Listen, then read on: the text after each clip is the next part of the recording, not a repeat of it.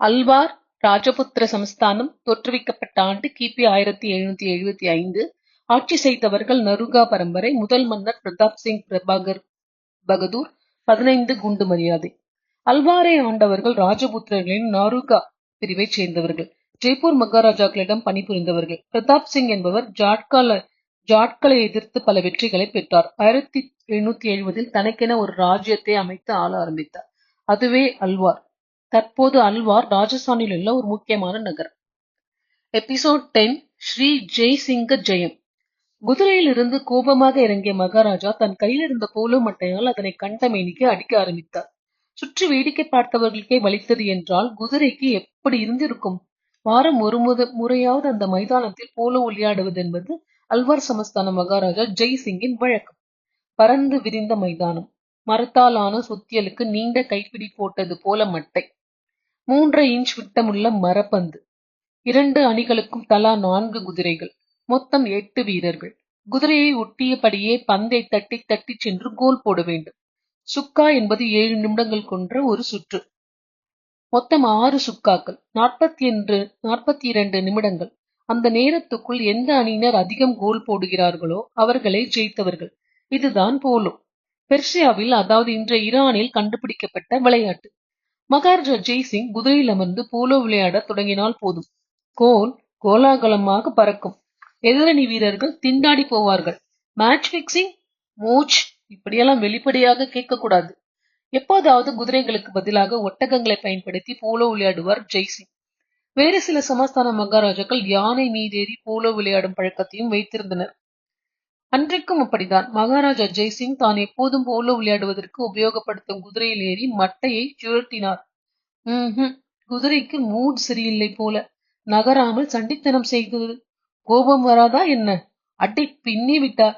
இன்னும் 2 நாட்கள் இந்த குதிரைக்கு உணவு தண்ணீர் எதுவும் கொடுக்க கூடாது சொல்லிவிட்டு கிளம்பினார் ஜெய்சிங். பணியாளர்கள் குதிரை போலவே தலையாட்டினார்கள். வழி தாங்காமல் கனைத்துக் கொண்டிருந்த குதிரை லூக்ராஸிடம் புகார் கொடுக்கலாமா என்று யோசித்துக் கொண்டிருந்தது. அந்த குதிரைக்கு இன்று நல்ல நேரம் என்றுதான் சொல்ல வேண்டும். ஏனென்றால் அதற்கு முன் தான் உபயோகித்து வந்த குதிரை விளையாட்டில் சரியாக ஒத்துழைக்காத கோபத்தில் மகாராஜா அதன் மீது பெட்ரோல் ஊற்றி நெருப்பு வைத்து விட்டார். என்ன செய்ய? அல்வார் சமஸ்தானத்தை ஆண்டு வந்த மகாராஜா ஜெய்சிங்குக்கு முன்கோபம், பின்கோபம், நடுக்கோபம் எல்லாமே அதிகமாகத்தான் இருந்தது.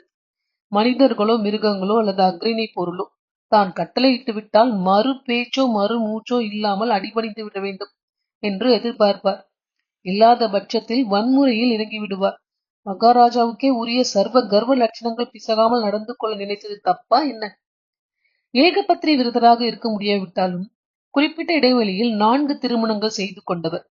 தனக்கு பச்சை நிற மேனி இல்லாவிட்டாலும், கையில் வில் இல்லாவிட்டாலும், லட்சுமணன் போல தம்பிமார்கள் இல்லாவிட்டாலும் மகாராஜா ஜெய்சிங் கொஞ்சமும் கூச்சப்படவே இல்லை.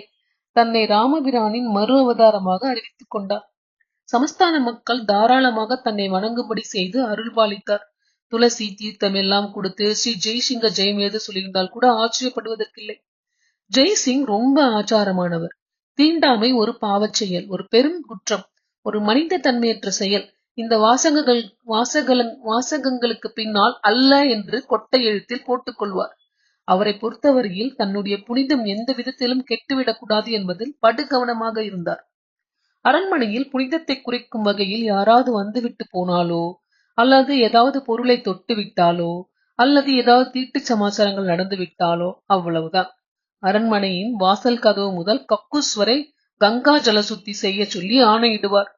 இடுக்கு விடாமல் பூரண புண்ணியாவாகர்ஷனம் செய்து முடித்த பின்னர் தான் அவருக்கு நிம்மதி வரும். அடுத்த விஷயம் தோல் பொருள்கள். அவற்றை கண்டாலே மகாராஜாவுக்கு மகா அலர்ஜி. அரண்மனையிலோ அவர் புழங்கும் வேறு இடங்களிலோ அவை இருக்கக்கூடாது. தப்பி தவறி யாராவது பணியாளர்கள் தோல் பொருட்களை அவர் முன் கொண்டு வந்து விட்டால் போதும், அவர்களின் தோலை உரித்து விடுவார். கிட்டத்தட்ட அவரது தந்தை மங்கள் சிங்கின் குணங்களைதான் கொண்டிருந்தார் ஜெய்சிங். மங்கள சிங்குக்கும் அவரது 2வது மனைவிக்கும் ஜூன் 14, 1882 அல்வாரில் பிறந்தவர் ஜெய்சிங். மங்கள் சிங்கின் ஒரே ஆண் வாரிசு. அளவுக்கு மிஞ்சினால் ஆல்கஹாலும் நஞ்சு என்று தெரியாத மங்கள் சிங் 1892 இறந்து போனார். அப்போது பட்டத்து இளவரசரான ஜெய்சிங்குக்கு வயது 10. அல்வாரின் மகாராஜாவாக ஜெய்சிங் அறிவிக்கப்பட்டார். இருந்தாலும் அவர் வயதுக்கு வரும் வரை, அதாவது மெச்சூரிட்டி அடையும் வரை பிரிட்டிஷ் அரசாங்கமே சமஸ்தானத்தை ஆட்சி செய்தது. 1903 டிசம்பரில் ஜெய்சிங்கிடம் ஆட்சி பொறுப்பு ஒப்படைக்கப்பட்டது. ஜெய்சிங்குக்கு மகாராஜாக்கள் கூட்டமைப்பின், அதாவது சேம்பர் ஆஃப் பிரின்சஸ் வேந்தர், அதாவது சான்சலர் ஆக வேண்டும் என்று ஒரு ஆசை. அதற்கு வாய்ப்பு இருக்கிறதா, தன் ஜாதகம் என்ன சொல்கிறது என்று தெரிந்து கொள்ள ஆசைப்பட்டார். அல்வார் சமஸ்தானத்தில் ஜோசிய வேங்கை என்று மார்த்தொட்டிக் கொள்ளும் அளவுக்கு யாரும் இல்லை. மன்னர் பெருமானே, பம்பாய் நகரில் ஒரு ஜோதிடர் இருக்கிறார்.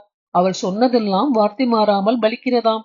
தேசம் முழுவதும் ஒரு புகழ் கொடி தோரணம் எல்லாம் கட்டி பறக்கிறது. பல சமஸ்தான மகாராஜாக்களின் ஆஸ்தான ஜோதிடர் ஆவர். வர சொல்லலாமா? அமைச்சர் ஒருவர் யோசனை சொன்னார். ஜெய்சிங் ஒப்புக்கொண்டார். உடனே கிளம்பி வரச் சொல்லி ஜோதிடருக்கு தகவல் அனுப்பப்பட்டது. அலாஸ்டார் என்று திருநாமகரணம் சுட்டப்பட்ட அந்த ஜோதிட பாரத ரத்னாவுக்கு ஜெய்சிங்கின் அழைப்பு சென்று சேர்ந்தது. பம்பாயில் கார் பங்களா கொழுத்த செல்வத்துடன் வாழ்ந்து வந்த அவருக்கு மகாராஜா ஜெய்சிங்கின் சாத்வீக குணநலங்கள் பற்றி இம்மியளவும் தெரியாது. அதனால் தன் ஜோதிட கெத்து கிஞ்சித்தும் குறையாதபடிக்கு பதில் கடிதம் ஒன்றை அனுப்பினார். மதிப்புமிகு மகாராஜா ஜெய்சிங் அவர்களுக்கு தங்களின் அழைப்பு கிடைக்கப் பெற்றேன். நன்றி. என்னுடைய கட்டண விவரங்களை இதன் மூலம் தெரிவித்துக் கொள்கிறேன். தினமும் 1000 ரூபாய் வீதம் நான் அல்வாரில் வந்து தங்கும் ஒவ்வொரு நாளுக்கும் தந்துவிட வேண்டும். பம்பாயிலிருந்து அல்வார் வந்து செல்வதற்கான ரயில் கட்டணம் உங்களுடையது. நான் தங்குவதற்கு எல்லா வசதிகளும் கூடிய மாளிகை ஒன்றை ஏற்பாடு செய்து தர வேண்டும். உணவு செலவும் உங்களுடையதே. அல்வாரில் என் உபயோகத்திற்கென தனி கார் ஒன்றை ஒதுக்கி தந்துவிட வேண்டும். இதர செலவுகளையும் நீங்களே கவனித்துக் கொள்ள வேண்டும் என்று பணிவன்புடன் கேட்டுக்கொள்கிறேன். தங்களை சந்திக்கும் நாளுக்காக அவளோடு காத்திருக்கிறேன். இப்படிக்கு ஜோதிட பேரொளி அலாஸ்டார். கடிதத்தை கண்டதும் மகாராஜா ஜெய்சிங்கின் கன்னங்கள் கோபத்தால் துடித்தன. கொய்யாலே, நான் எம்புட்டு பெரிய ஆளு, எனக்கே நீ ஆர்டர் போடுறியா? வாடி வா, வச்சுக்கிறேன் என்று ஜெய்சிங்கின் உள்மனம் உக்கிர தாண்டவமாட உதடுகள் முகமூடி போட்ட வார்த்தைகளை உதிர்த்தன. அந்த ஜோதிடரை வரை சொல்லி தகவல் அனுப்புங்கள். ஜோதிட சக்கரவர்த்திக்கு தகவல் போனது. மகாராஜாவை சந்திப்பதற்காக புது உடைகளை வாங்கிக் கொண்டார். தன் பவுசை காட்டும்படியான நகைகளை எடுத்துக் கொண்டார். எல்லாமே ராஜாவின் செலவுதான் என்றாலும் பந்தாவுக்காக பணத்தையும் தேவைக்கு அதிகமாகவே எடுத்துக்கொண்டார். இத்தனை மணிக்கு ரயிலில் வருகிறேன் என்று மோர்ஸ் தந்தி கருவி மூலம் அல்வாருக்கு தகவல் அனுப்பினார். பம்பாயில் தன் பங்களாவிலிருந்து நல்ல நேரத்தில் தான் கிளம்பினார். ஆனால் ராகுகாலம் இமகண்டம் பார்த்த ரயில்வே அட்டவணை தயாரிக்க முடியும். அல்வாரை நோக்கி அந்த புகைவண்டி கிளம்பிய நேரம் ஜோதிடருக்கு கெட்ட நேரமாகத்தான் இருந்திருக்க முடியும். தனக்கு கிடைக்கப் போகும் ராஜ உபசரிப்பு பற்றிய கனவுகள் அவருக்குள் ஓடிக்கொண்டிருந்தன. ரயில் அல்வாரை அடைந்தது. தன் பெட்டி படுக்கையோடு கம்பீரமாக ரயிலை விட்டு இறங்கினார். வலது பக்கம் பார்த்தார், இடது பக்கம் பார்த்தார். அவரை அழைத்துச் செல்ல யாரும் வரவில்லை. சில நிமிடங்கள் அங்கேயே காத்திருந்தார். சரி, வெளியே யாராவது காத்திருப்பார்கள் என்று தன்னைத்தானே வழியே சமாதானப்படுத்திக் கொண்டு ஸ்டேஷன் வாசலுக்கு வந்தார். ஏமாற்றமே. அரை மணி நேரமானது. இனி காத்துக் கொண்டிருப்பது வீண் என்று தெரிந்ததால் பெட்டி படுக்கையோடு நடக்க ஆரம்பித்தார். வெயில் வாட்டியது. இன்றைக்கோ நாளைக்கோ என இழுத்துக் கொண்டிருந்த ஒரு வயதான குதிரை பாடாவதி வண்டி ஒன்றை இழுத்து வந்து கொண்டிருந்தது. விருந்தினர் தங்கும் விடுதிக்கு போகணும் என்று சொல்லியபடி இதில் ஏறிக்கொண்டார். அந்த கிழகுதிரை வண்டியோடு கேட்வாக் செய்ய ஆரம்பித்தது. விருந்தினர் தங்கும் விடுதி, மகாராஜா அழைப்பின் பெயரில் வந்திருக்கிறேன் என்று அழுத்தம் திருத்தமாக பலமுறை கூவியும் யாரும் கண்டு கொள்வதாக இல்லை. அறை எதுவும் ஒதுக்கி தரவும் இல்லை. பசி தாங்க முடியாமல் ஜோதிடருக்கு அழுகையாக வந்தது. எங்காவது வெளியில் சென்று உணவாவது தேடலாம் என்று அங்கிருந்து கிளம்பினார். அவர் கையில் கொண்டு வந்திருந்த தண்ணீர் கூட காலியாகி விட்டிருந்தது. எதிரில் யாராவது பெண்கள் தண்ணீர் குடத்தை தலையில் வைத்துக் கொண்டு வருவார்கள் என்ற நினைப்பினுடைய நீண்ட தூரம் நடந்து விட்டார். அதற்கு மேல் முடியவில்லை. அந்த இடத்திலேயே பெட்டி படுக்கையை வைத்துவிட்டு தலையில் கை வைத்து உட்கார்ந்து விட்டார். ஐயா, நீங்க யாருன்னு தெரிஞ்சுக்கலாமா? குரல் கேட்டு நிமிர்ந்தார் ஜோதிடர். நீங்க யாரு? நான் இந்த சமஸ்தானத்தின் நிதியமைச்சர் ஆர்.சி. கண்ணா. சனி பகவானுக்கு ஏற்றிய நெய் விளக்கு போல ஜோதிடரின் முகம் ஒளிர்ந்தது.